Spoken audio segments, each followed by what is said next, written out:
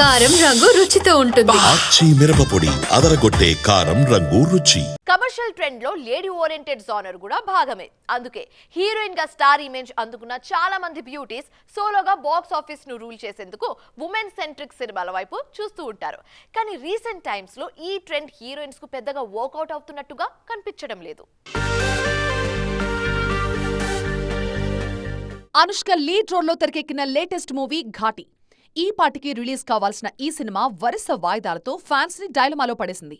ఈ నెల 11న పక్కాగా వస్తుంది అనుకుంటున్న టైంలో మరొకసారి వాయిదా పట్టంతో అసలు అనుష్కకు లేడీ ఓరియంటెడ్ జాన్రా కలిసి రావడం లేదా అన్న డౌట్స్ రైజ్ అవుతున్నాయి. కమర్షియల్ హీరోయిన్ గా బ్లాక్ బస్టర్ సినిమాల్లో నటించిన అనుష్క లేడీ ఓరియంటెడ్ జాన్రాలో ఆ జోరు చూపించలేకపోయారు. అరుంధతి, భాగమతి లాంటి ఒకటి రెండు సినిమాలు తప్ప విమెన్ సెంట్రిక్ రూట్ లో అడుగుపెట్టిన తర్వాత పెద్దగా సక్సెస్లు రాలేదు. దీంతో అనుష్క మళ్లీ కమర్షియల్ సినిమాలు చేయాలని కోరుకుంటున్నారు అభిమానులు. టాలీవుడ్ స్టార్ హీరోయిన్ సమంత పరిస్థితి కూడా ఇలాగే ఉంది.